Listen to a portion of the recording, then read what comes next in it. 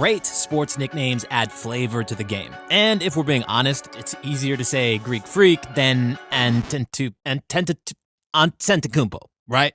Some players become so synonymous with their nicknames, you actually forget their real names. This is how NBA players got their nicknames. And who better to start off with than the answer himself, Allen Iverson. When AI first came to the NBA, one of his friends said that when Jordan retired, the league would be in trouble from a marketing standpoint, and that he was the answer to their prayers. And shortly thereafter, Iverson and his friend went to a tattoo shop and got the answer on his arm. Like Iverson, Robert Williams also has a big arm tattoo which says loyalty. However, that's not his nickname. Robert Williams is better known as the Time Lord. I mean, sounds pretty cool, right? Well, funny enough, Williams got his nickname by constantly being late, oversleeping at an introductory press conference when he got drafted, and subsequently missing a flight to Boston, as well as the team's first practice. The dude operated on his own time. And this next nickname also belongs to a former Celtic. And this one spread like wildfire, because once it was said, it took only 24 hours to become a household name. After Paul Pierce dropped 42 on the Lakers in 2001, Shaq, he said this: "My name is Shaquille O'Neal, and Paul Pierce is the mother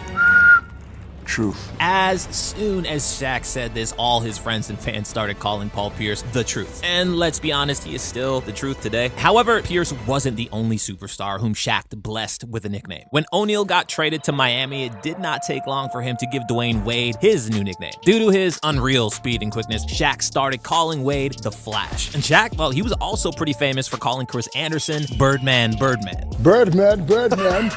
But, it wasn't really Shaq who gave Birdman this nickname. It actually came from his teammates, who started calling him that because of his absolutely crazy wingspan and unreal blocking prowess. Of course, Anderson would also later pay homage to his nickname with a tattoo that said Free Bird. And even Shaq's colleagues on Inside the NBA are no strangers to giving out nicknames. You see, in the early 2000s, when the Matrix movies came out, Kenny Smith compared Sean Marion to Neo due to his speed and reflexes. And pretty soon, everybody started calling Marion the Matrix. As for some other players, they got their nicknames from their jersey numbers, like CP3 or PG-13.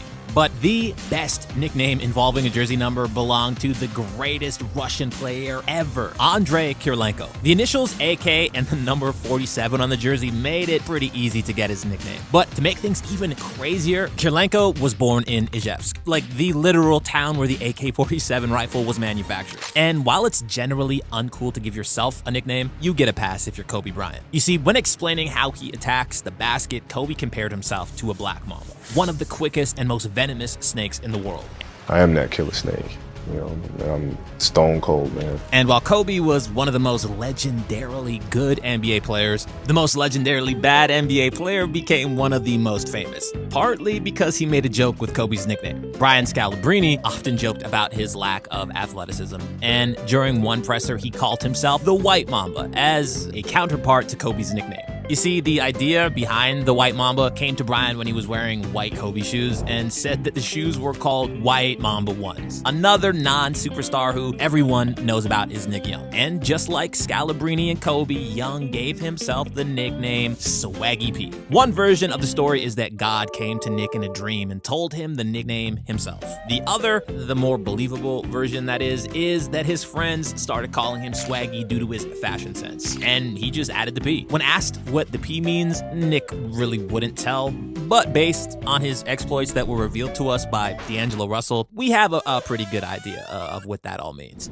And speaking of eggplants, if we said the nickname Chocolate Thunder or Double D, would you think of some adult film star or a basketball player? Well, if you guessed the latter, you would be correct, because it belonged to Daryl Dawkins, the first NBA player who came to the league directly from high school. Dawkins was one of the funniest characters in NBA history, and he gave himself a plethora of nicknames over the years, including Dr. Duncanstein, Master of Disaster, and Sir Slam. But his most famous nickname, the Chocolate Thunder, well, it was actually given to Daryl by none other than Stevie Wonder. Stevie Wonder used to come to the ball games, and they would have a guy sitting with him, and the guy would be telling him what's going on in the game, and he would say, "Hey, the big chocolate guy just put down a thunder dunk. The chocolate guy with another monster dunk." And that's why Stevie Wonder started calling me Chocolate Chocolate Thunder, which is pretty funny that you get your basketball nickname from a guy who never could see you play. And speaking of chocolate, we can't forget Jason Williams, who threw some of the nastiest dimes ever seen on NBA floors. Because of his super attractive style of play, he earned the cult nickname White Chocolate. Williams was of course white, but he played like he was one of the Harlem Globetrotters, so he got the nickname White Chocolate, given to him by a Sacramento Kings PR employee. And gotta be one of the best passers in NBA history, is called the Chosen One or the King. The name King James was widespread by Nike when they signed LeBron in 2003. But LeBron himself was the king long before that, after he won his first high school championship in 1999. The fans in Akron, well, they started calling him King, and it stuck. One of LeBron's best friends and main rivals in the NBA is Kevin Durant, aka KD, aka the Slim Reaper. But Durant, he really never liked that last nickname. When asked about the origins of it, KD simply said, "'Cause I'm skinny and I do my work at night."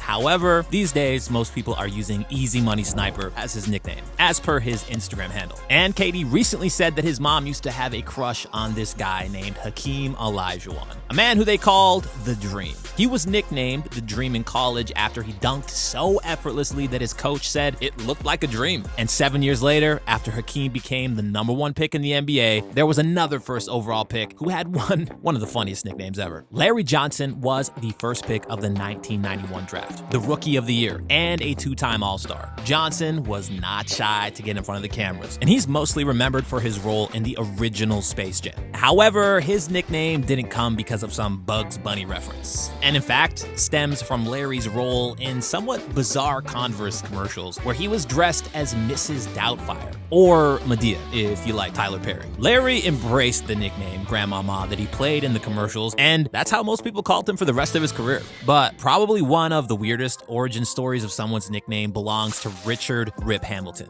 who got his nickname from his father after he was constantly ripping his diapers as a baby. Oof, yikes, that must have smelled bad. However, it is one thing to get a cool sounding nickname, but then there are those guys that really become their nickname. I mean, their nickname literally becomes them, and nobody calls them by their real name anymore. Now, granted, there aren't many people who can say that, but for Irvin Johnson, aka Magic, I mean, it suited him like a hand to a glove. Johnson was first called Magic when he was a star at Everett High School in Michigan. He was given the nickname by a sports writer who had just seen the 15-year-old dominate the game with 36 points, 16 rebounds, and 16 assists, with crazy no-look and behind-the-back passes. But when Magic first came to the NBA, there was one superstar more famous than all of the others. His name was Julius Erving, but everyone called him Dr. J or just the Doctor. And like Magic, Julius got his nickname in high school as well. One of Irving's teammates was called the Professor, so he found it fitting that Irving gets called the Doctor because of his surgeon-like precision. But when it comes to multiple nicknames, there's no player in the NBA that comes close to Shaquille O'Neal, who invented most of his alter egos by himself. The Diesel, the Big Aristotle, Shaqtus, Shaq Fu, the Big Shamrock, and of course, Superman, which he was very reluctant to share with Dwight Howard, but that's a story for another video. Shaq's dear friend Charles Barkley also had multiple nicknames, but there are 3 that really stand out. The Round Mound of Rebound. That one is pretty self-explanatory. He got that nickname in college because he weighed over 300 pounds while being the best rebounder in the NCAA. When he got to the NBA, his jaw-dropping skills inspired one writer to call him Sir Charles, even though Barkley was never really knighted. And I mean, Barkley liked that nickname, but he hated to be called Charlie. And when he played for Phoenix, his coach, Paul Westphal, randomly started to call him Chuck. And soon, well, it stuck. And now pretty much everybody calls him Chuck or the Chuckster. Barkley's teammate on the Dream Team, Mr. Larry Bird, was named Larry Legend even before his legendary career was over, given to him by reporter Peter Vesey. And Bird's other famous nickname, Larry, well, he actually gave it to himself. When the media asked him why he doesn't love the attention like his arch rival, Magic Johnson, Larry simply said, "I'm just a hick from French Lick, Indiana." And this name, that stayed with him forever. Of course, you all know we can't talk about Bird and Magic without mentioning Michael Jordan, who also had a few nicknames himself. We have to start out out with the name on all his sneakers, Air. And if you watch the Ben Affleck movie called Air, then you know that the nickname came from his agent, David Falk.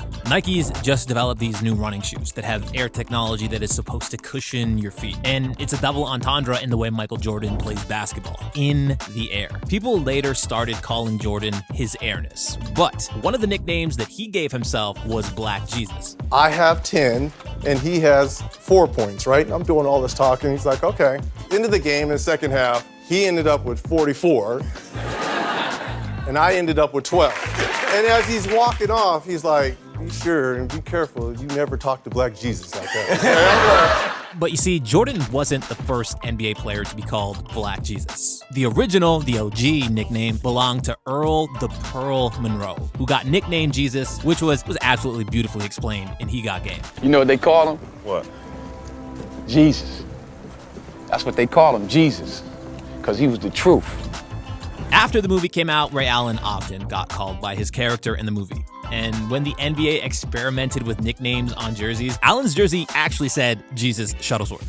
But while the nicknames became more common in the modern era, some old school ballers had some pretty unique names as well. Wilt Chamberlain, well, he was called the Big Dipper because he regularly had to actually dip his head down to avoid banging his head on the doorframe. Jerry West was the first who was nicknamed Mr. Clutch due to his clutch gene, especially after the half-court buzzer beater in the NBA Finals. But after the NBA put his silhouette on its logo, West is commonly referred to now as the Logo, which I think is way cooler. However, while some players get called by their nicknames by commentators or are even mentioned by their nicknames in third person, they really don't get called that by their friends or their teammates. You see, when somebody needed Jerry West for something, they didn't say, hey, Mr. Clutch, come over here. Or when somebody's talking to Joel Embiid, they won't call him the Process. But then there are those nicknames that become so embodied with a person that you use that moniker so much that you actually forget their real name. Penny Hardaway's real name was Anthony, but not even his mother calls him Anthony. Penny got the nickname from his grandma. When he was born, she referred to him as Pretty Baby. However, because of her southern accent, Pretty started to sound like Penny. Another player who's always referred to by his nickname is Big Baby Davis. His real name is Glenn, but again, nobody called him that for decades. Davis was always very, very emotional and was always complaining. And when he was just 9 years old, his coach told him, stop crying, you big baby. Now, funny enough, Davis's coach with the Celtics was also named Glenn, but just like Davis, nobody calls Doc Rivers by his real name. And all he had to do to earn that nickname was come to his first college basketball practice in a Dr. J t-shirt. And because he was so athletic, soon everybody just started calling him Doc. And the name, it just stuck. And for a guy who is synonymous with both those Glenns is Kevin Garnett. First, because he literally made Big Baby Davis cry during a game, and because he solidified Rivers' coaching career, proving that Anything's possible! KG was known by the nickname The Kid when he first came to Minnesota because, again, he came directly from high school. But soon he started absolutely dominating, after which the Timberwolves commentator dubbed him the Big Ticket. And it was pretty fitting because he was literally the sole reason why the Timberwolves fans paid tickets to see the games. And a quick glance at some current players, there are really a lot of fantastic nicknames in the NBA right now, like Grand Theft Alvarado, Tsunami Poppy, or Hillbilly Kobe, the college nickname of Austin Reeves.